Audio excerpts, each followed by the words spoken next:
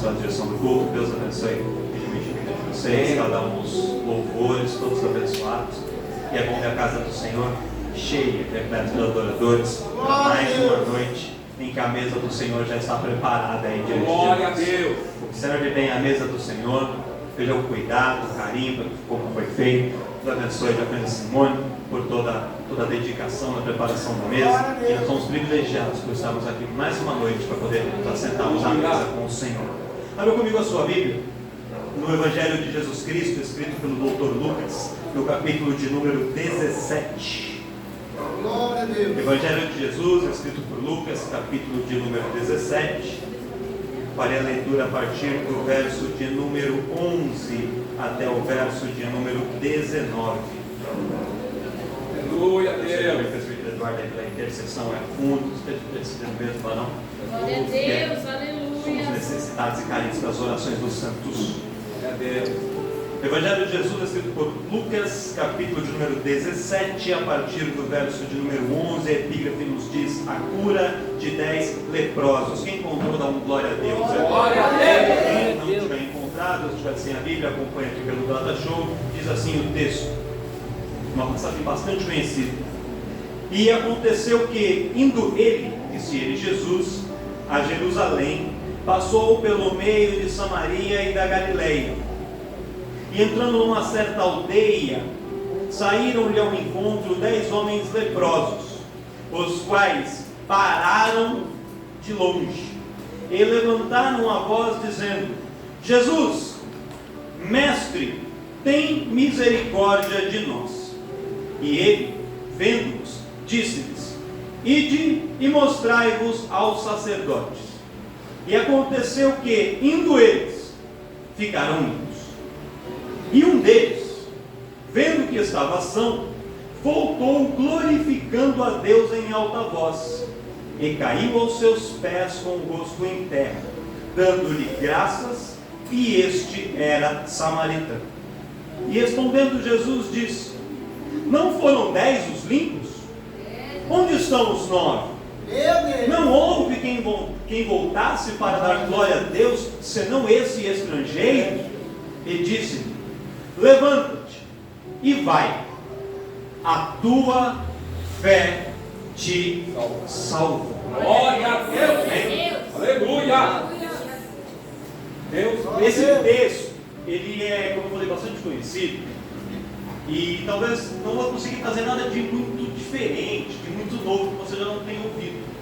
Mas Deus alia fortemente essa palavra no meu coração, porque ela traz alguns elementos, algumas verdades bíblicas que a gente sempre precisa reforçar, a gente sempre precisa lembrar, não pode de maneira não deixar isso cair no esquecimento.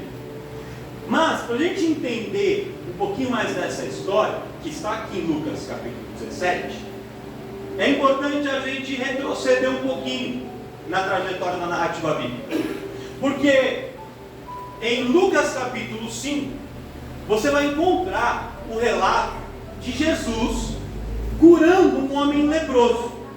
Um leproso só. E essa mesma narrativa que vai estar em Lucas 5, você também vai encontrar em Mateus capítulo 8, se não me falha a memória, e no Evangelho escrito por Marcos, no capítulo 1. Logo depois que Jesus chama os seus discípulos, ele junta ali os 12 grupos de discípulos que iria formar a sua cúpula.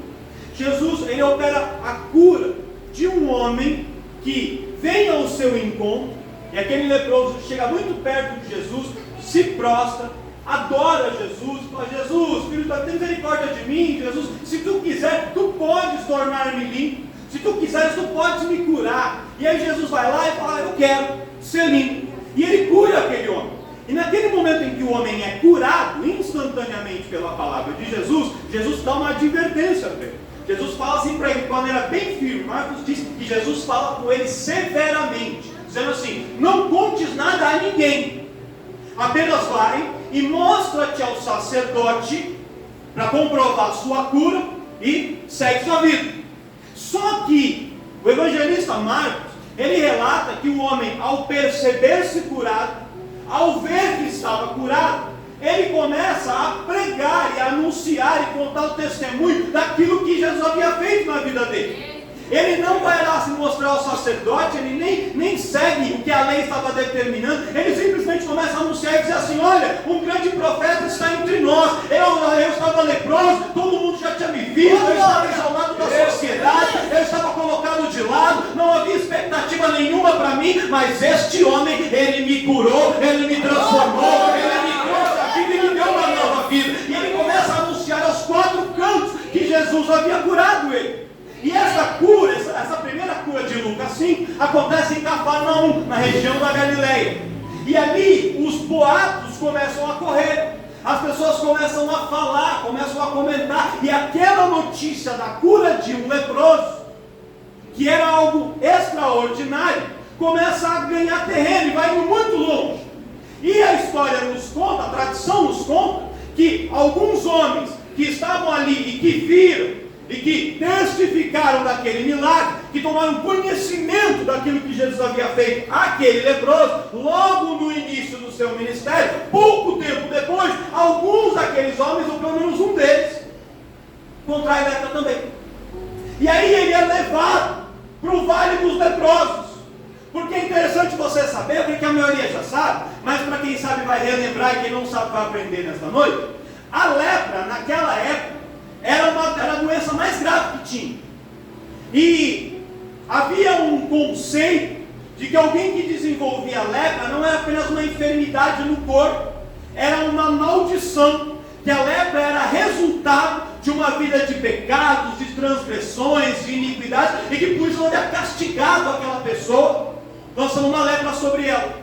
E como a medicina da época não era desenvolvida, quando alguém tinha uma ferida muito grande no corpo, começava a ficar alguma mancha muito grande, que poderiam ser vários tipos de alguma micose, psoríase, algum outro tipo de doença desse tipo, não se conseguia diferenciar se seria a lepra, que hoje nós conhecemos como hanseníase ou mal de Hansen, ou não. Então o que eles faziam? Na dúvida, como não se tinha certeza do que era, eles tiravam a pessoa do convívio e levavam eles para um lugar separado. E havia algumas aldeias, que eram chamados de arraiais de leprosos, ou aldeias de leprosos, onde esses homens ficavam. E quando alguém então era detectado com lepra, era levado ao sacerdote, o sacerdote orava e dizia: tem uma ferida aí, tem alguma coisa aí, pode ser lepra, vai lá para o Vale dos Leprosos. E a pessoa era lançada lá. Ele não tinha tempo nem de voltar para se despedir da família, para pegar uma peça de roupa, nada. Ele era levado direto para a aldeia dos leprosos e permanecia lá. E naquele lugar, ele não tinha acesso a nenhum familiar, a nenhum amigo, ninguém podia ir lá, ninguém podia ir para levar uma peça de roupa, para levar um pedaço de pão, nada. Um leproso só podia ser amigo de outro leproso, de quem morava lá, e eles se juntavam, eles começavam a viver aquela vida. E olha que interessante, irmãos, vai refletindo comigo. Aqui nem estou falando tanto da Bíblia, que eu estou contando para você o contexto social da época, para você entender. Imagina que alguém tivesse uma ferida na pele, que não fosse lepra, que fosse uma micose, mas fosse uma ferida muito grande, e ali uma aparência desagradável, e alguém levasse e falasse: não, pode ser lepra, vai para o Vale dos Leprosos. Aí ele ia. Quando ele chegava lá, ele ficava muito próximo, em contato com os outros leprosos. E aí, se ele não tinha lepra, ele pegava a lepra ali naquele lugar. Se ele não estava leproso, ele contraía a lepra, porque a lepra é uma doença muito contagiosa. Só de se aproximar, de tocar, a pessoa já poderia contrair a lepra. E até uma curiosidade, na época de Jesus, havia muito mais mulheres leprosas do que homens leprosos. Só que quase não se fala nada sobre as mulheres, sempre se menciona os homens, inclusive nessa história que nós vemos. Mas havia muita gente, e só não tinha muitas crianças leprosas, porque a lepra, ela demorava um tempo para se desenvolver, ela ficava como incubada. Então mesmo que uma criança se contaminasse com lepra, às vezes demorava 5, 10, 15, às vezes até 20 anos, para a doença se manifestar na plenitude. Então geralmente as crianças poderiam ter, mas a doença estava incubada, não manifestava, quando ficava adulto, manifestava a lepra. Então, ali, naquele lugar da aldeia dos leprosos, havia muitas pessoas, não eram só esses 10, havia muitos que estavam ali. E aí, Jesus então cura aquele primeiro leproso, ele sai contando toda a história, alguém ouve contar do fato, ou talvez testificou do fato, essa pessoa contrai lepra e vai parar naquela aldeia dos leprosos. E lá ele conta que havia um homem que já havia curado alguém da lepra. Glória a Deus. Só que olha que interessante, né, irmãos? Jesus fez tantos milagres, curou surdos, mudos, até mortos ele ressuscitou.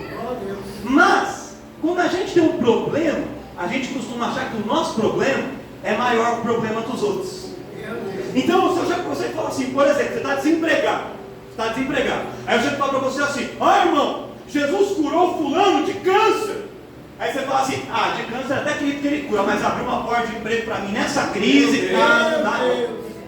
É difícil. Eu posso acreditar que Deus fez na vida do outro, porque o problema do outro, aos meus olhos, é menor que o meu. Então, quando eu encontro alguém que passou pelo mesmo problema que eu, e que viu Jesus transformar, curar, restaurar, abrir porta, fazer algo milagre na vida daquela pessoa que tem o mesmo problema que eu consigo acreditar através desse testemunho que aquele Deus que operou na vida do irmão, da irmã, do fulano, é poderoso para fazer também na minha vida. Às vezes está passando um problema no casamento, e aí passa que Jesus curou uma pessoa, que restaurou, tirou alguém que estava em coma no hospital. Eu sou capaz de acreditar que Jesus curou alguém, tirou alguém do coma, mas não sou capaz às vezes de acreditar que Ele restaura o meu casamento. Às vezes tem pessoas que acreditam que Deus abre porta, que tira alguém que estava na Cracolândia, que estava na prostituição, se torna um empresário, se torna um pastor, um pregador, um missionário, e eu acredito nisso. Só que quando tem um problema na minha casa, com meu filho que está nas drogas, que está ali na situação difícil, eu não consigo acreditar que Ele faz. Então é necessário que testemunhos sejam contados para mostrar que Deus cura câncer, que Ele liberta das drogas, que Ele liberta da bebida, que Ele restaura casamento, que Ele transforma, que Ele restaura, que Ele renova, porque em todas as áreas, em todas as necessidades, em todos os problemas, para todas as causas, Ele tem a resposta e a solução. Haverá coisa alguma difícil ao Senhor?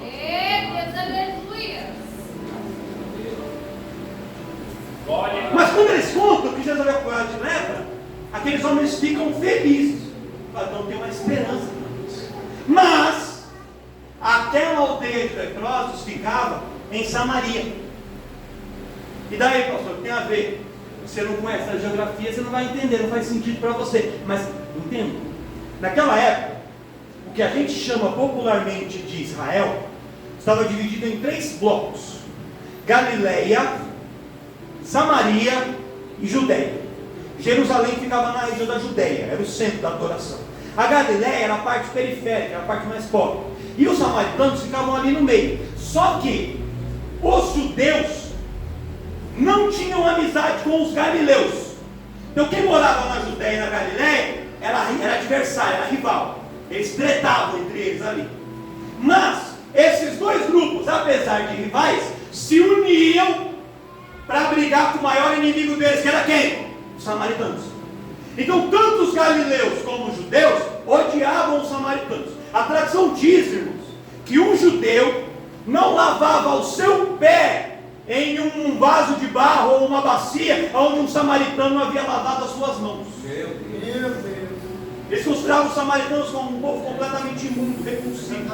E eles não se falavam. E por causa desse tratamento que os judeus dispensavam aos samaritanos, esse desprezo, os samaritanos retribuíam com violência, com agressividade. Então era comum haver brigas, confusões, agressões de samaritanos para com judeus.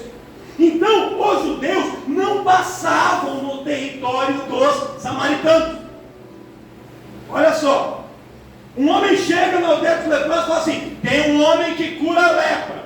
Quem é ele? Jesus. Quem é esse homem? Ele é galileu. Então esquece. Porque a nossa aldeia está aqui na Samaria. Ele nunca vai vir aqui na Samaria. Ele nunca vai passar aqui. Porque nós os galileus somos inimigos. Se os galileus não falam com os samaritanos, Ele nunca vai ter misericórdia de nós. Ele nunca vai vir até aqui. E muitas vezes, irmãos, nós achamos que Jesus abençoa o outro, abençoa aquela, mas que não abençoa a gente. Mas eu tenho uma notícia: Ele está indo ao seu encontro nessa noite. Ele está declamando a subdecada, mudando o itinerário, mudando a rota, mudando o caminho. Jesus está recalculando a rota no Waze, no GPS do céu, para poder ir ao seu encontro, aonde quer que você esteja, porque aos olhos de Jesus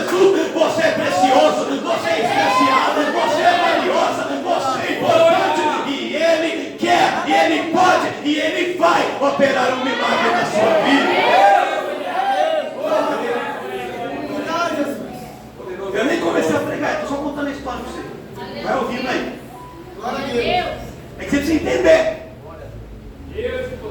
Ninguém te conta isso, você precisa entender. Aí, Jesus, o texto aqui, versículo 1 do capítulo 17, e o versículo 11, perdão, diz assim, ó, e aconteceu que indo Jesus para Jerusalém, ou seja, ele sai da Galileia onde ele estava, e ele iria para Jerusalém. Por quê? Em Jerusalém acontecia a festa da Páscoa, e Jesus iria lá. E aí um detalhe importante para vocês, essa foi a última viagem de Jesus para Jerusalém. Quando ele entra em Jerusalém, de lá ele vai ser crucificado, vai ser sepultado, e depois ele só aparece quando ele ressuscita, porque ele ressuscitou. Mas naquela passagem era a última vez. Então ele vai. E aí ele poderia tomar um caminho atravessando o Rio Jordão, chegando em Jerusalém. Só que ele decide mudar a rota. E ele propositalmente, de maneira deliberada, ele escolhe passar por Samaria.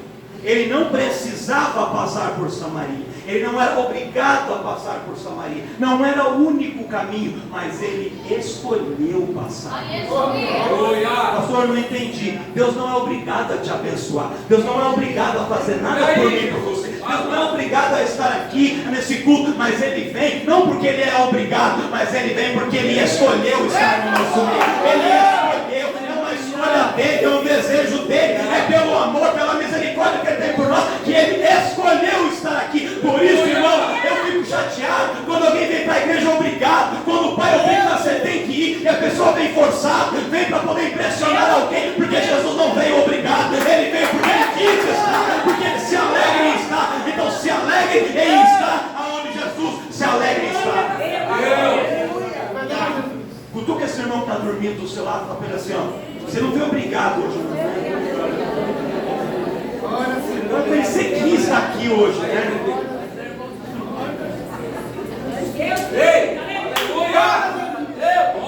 Enquanto você perguntava, eu abaixei a cabeça para não olhar a resposta do irmão para você, você vai ficar chateado. Ninguém viu. Glória. Aleluia. Jesus escolheu ele. E não só ele passa pelo território dos samaritanos, como ele começa a andar pelas aldeias mais suburbanas, mais afastadas. E ele chega próximo a uma aldeia de leprosos. Sabe que foi por acaso?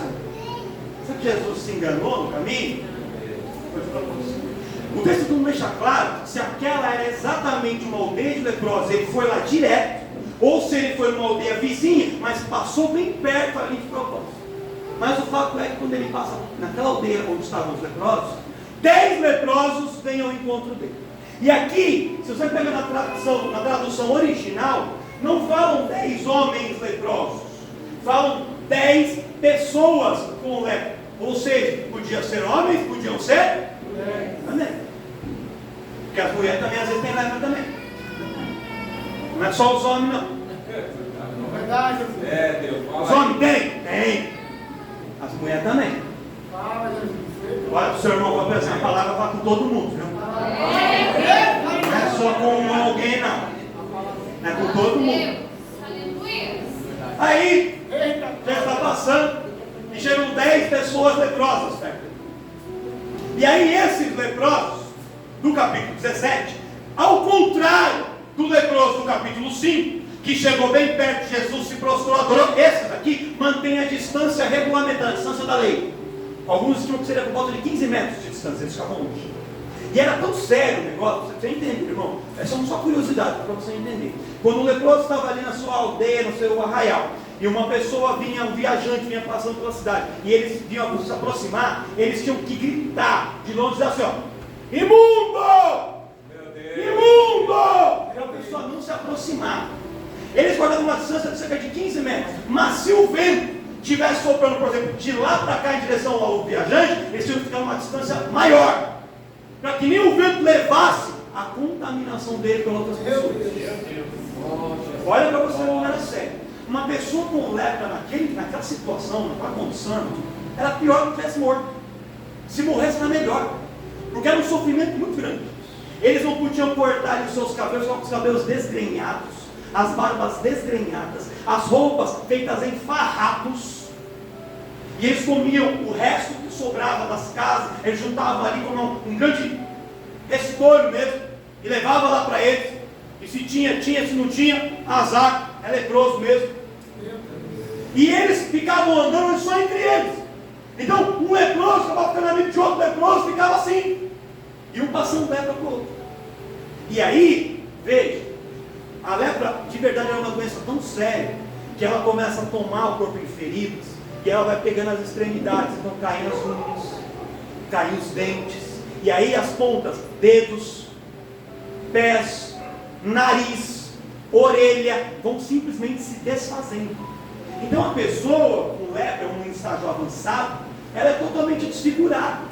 Quando você olha para o rosto, você não consegue enxergar mais nada, porque não tem mais o nariz, a orelha, não tem nada. Aparência repulsiva. É assim.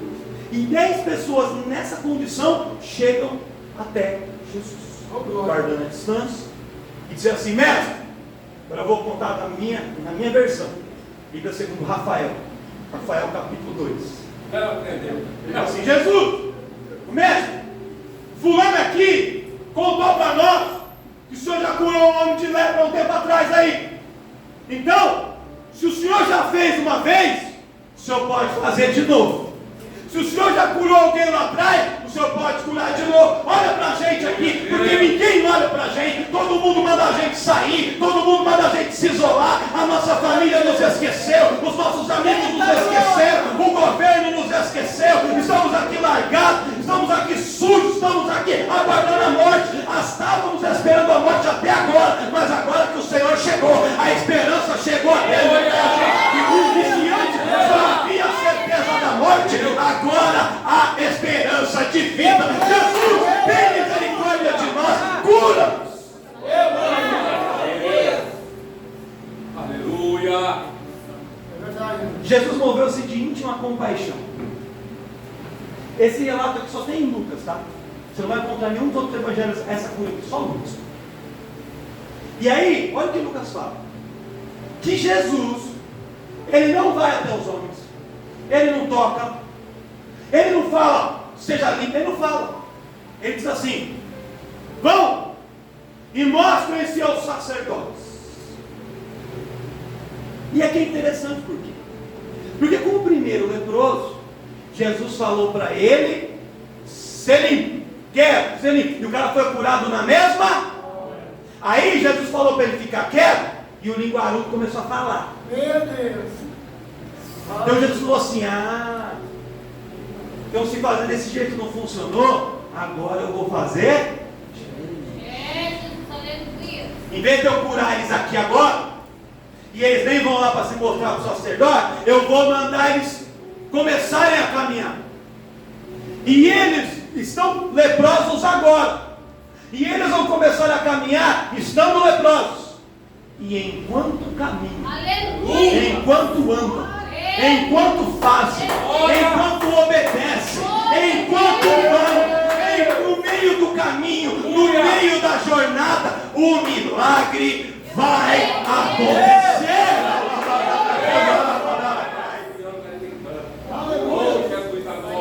Pastor, não entendi o que o senhor quer chegar. Deus, aleluia. Vou explicar. Tem gente que quer vir para o culto e quer que Deus mude a sua vida quando está sentado nessa cadeirinha bonita aí. Deus pode fazer isso? Pode, se Ele quiser. Mas tem vezes que Deus escolhe nos curar, restaurar, fazer a obra enquanto estamos no meio do caminho. Tem pessoa que chega na igreja, irmão, ele vem aqui 1, 2 cultos, aceita Jesus, Deus abre a porta, ele ganha o carro, ele é curado, ele casa, ela casa, e dá tudo certo. Tem pessoa que não é de um dia para o outro, ele tem que caminhar, ela tem que caminhar, tem que ir andando, tem que vir no ensaio, tem que conectar na escola bíblica, tem que participar da oração, tem que vir no culto de quinta, tem que tomar ceia, tem que descer as águas do batismo. Tem gente que recebe de uma vez, mas a maioria, sabe o que Deus faz? É no meio do caminho, é no meio da jornada, é para necessário obedecer para poder receber o milagre.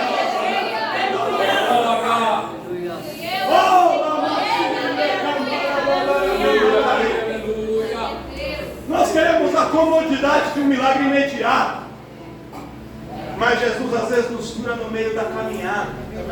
Tem pessoa que chega enfermo e fala, recebe um pé de oração, alguém ora e a enfermidade é expedida naquela mesma hora. Tem gente que chega enfermo, a intercessão entra em oração, a igreja ora e a pessoa vai lá para uma mesa de cirurgia, e quando chega lá, o médico olha e fala assim, eu vou operar só porque é minha obrigação, mas não vai ter muito jeito. Mas aí quando ele abre, não é mais, são as mãos dele mais, mas são as mãos do mestre. E começa a operar, e começa a mexer, e no final ele olha e fala assim, eu não entendi o que aconteceu, para mim era caso perdido, mas houve um milagre acontecendo aqui. Não foi instantâneo, mas foi no meio do caminho, foi no meio da caminhada, foi na mesa de cirurgia que Deus operou. Tem pessoa, irmão, que ele está no emprego, vai lá alguém e fala assim, irmão, ouvi seu testemunho no culto, manda o currículo para mim, está empregado amanhã. Tem pessoa que não, ele vai lá, entrega currículo aqui, entrega ali, prende na internet, aí chega lá a pessoa da RH, olha aquele currículo e fala assim, nem tem as qualificações, nem fala inglês tão bem, nem tem todos os cursos, mas não sei porquê. Carimbado, aprovado, contratado, e Deus faz a obra no meio do caminho, no meio da jornada, porque às vezes Deus faz de uma vez, às vezes Deus faz enquanto a gente vai caminhando. Olha para o seu irmão, fala para assim, continua caminhando que o milagre vem, continua caminhando que o milagre chega, continua orando que o milagre chega, continua jejuando que o milagre chega, continua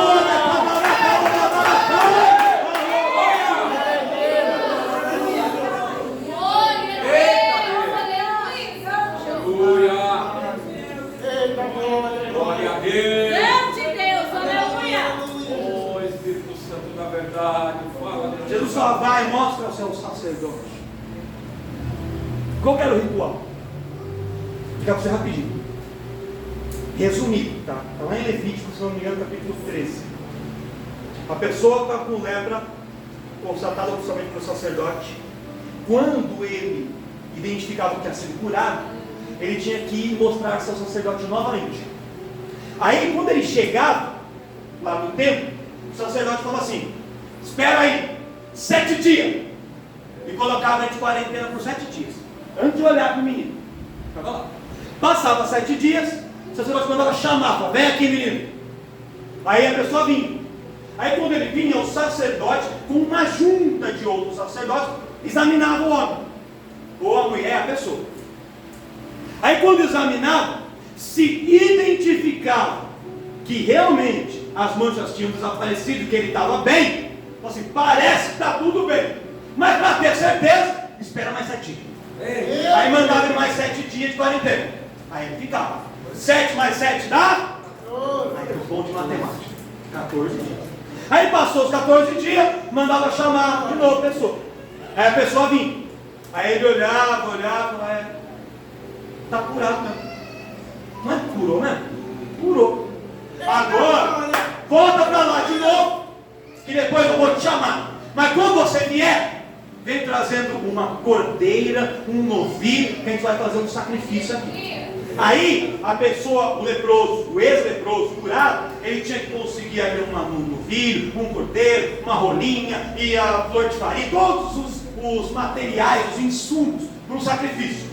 Aí, o sacerdote, geralmente no dia seguinte, 2 dias depois, mandava chamar. Aí a pessoa vinha, levando ali os animais, o sacerdote degolava o animal, coletava o sangue, e aí pegava o sangue e ele aspergia o sangue com um isopo, que era uma varinha lá, um galinho de carne. Ele pegava aquele um dia, se eu posso falar, na ponta da orelha direita, no lobo da orelha direita, no dedão direito e no dedão do pé direito. Esse era o sacrifício de sangue, mostrando que a pessoa havia sido purificada. Aí depois, ele pegava azeite, enchia a mão de azeite.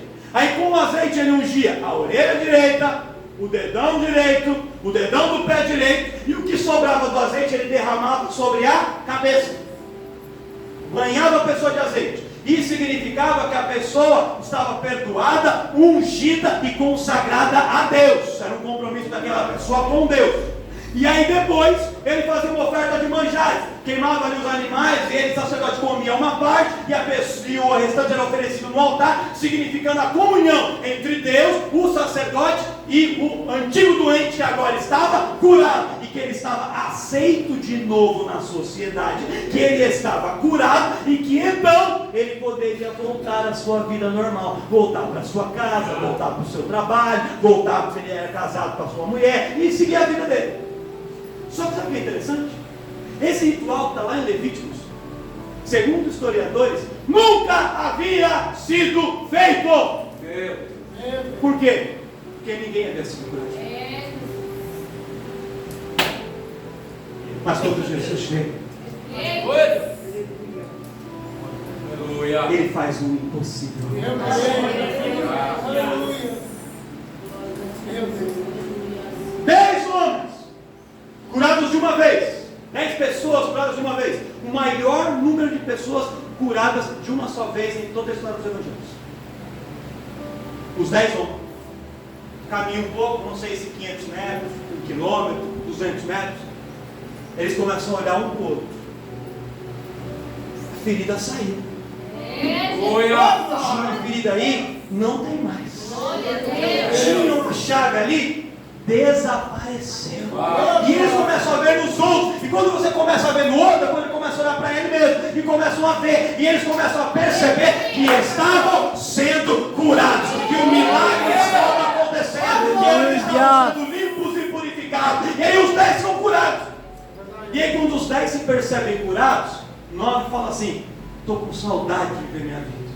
Fiquei muito tempo naquela aldeia de pessoas. Perdi muito tempo. Agora eu quero viver. Agora eu quero curtir. Agora eu quero ficar com a minha família. Agora eu quero beijar na boca. Agora eu quero assistir Netflix. Agora eu quero viajar. Quero ver o jogo do Corinthians. Agora eu quero fazer tudo que eu não fiz nesse ano todo. Vamos lá se mostrar para esse bendito desse sacerdote uma vez. Eu quero me liberar para eu voltar para a minha vida. Mas teve um que falou assim: calma aí. Se eu for falar com o sacerdote, eu vou ficar 7 mais 7, 14, mais um, pelo menos uns 15 dias lá. E esses 15 dias eu vou ficar sem dar um feedback, sem agradecer. Aquele que fez isso comigo, não vou. Antes de falar com o sacerdote, antes de cumprir o ritual, antes de cumprir a lei, eu vou cumprir uma lei mais importante, que é a lei da gratidão. Eu vou voltar, eu vou encontrar. Aleluia!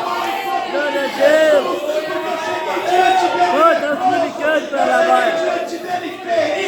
Eu cheguei diante dele semi-morto, mas agora eu vou ao encontro dele curado, sarado, aleluia! Glória a Deus! O que Deus fez na minha vida. Glória a Deus, aleluia! E aí ele volta.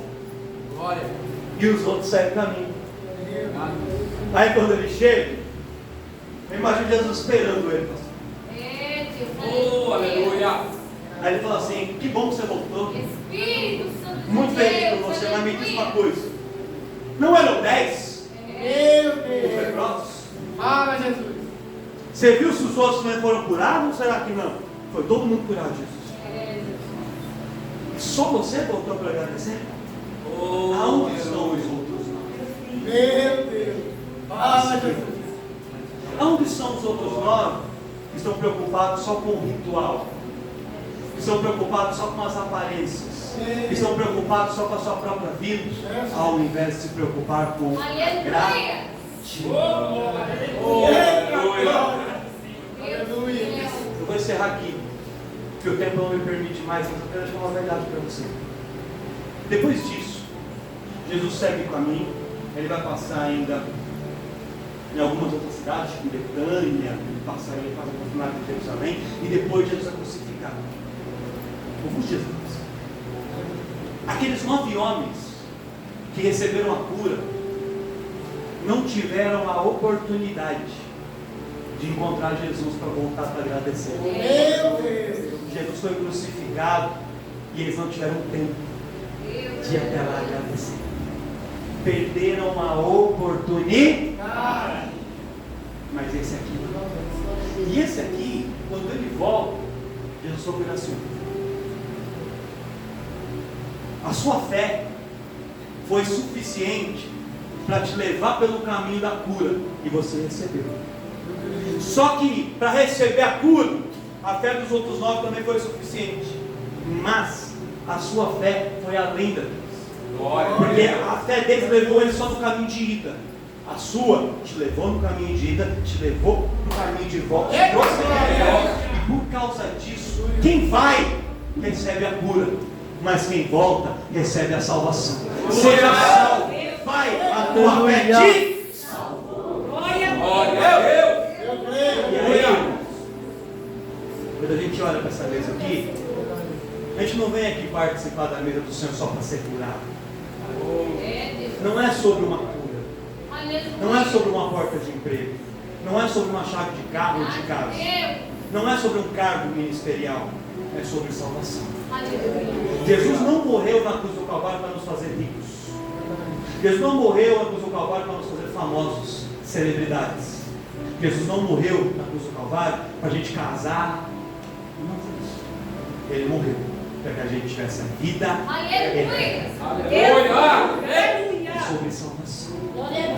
Tem muita gente que entra dentro de igrejas hoje para buscar uma cura. A pessoa entra, recebe a cura e ó, mostra seu sacerdote e ó, vai viver sua vida.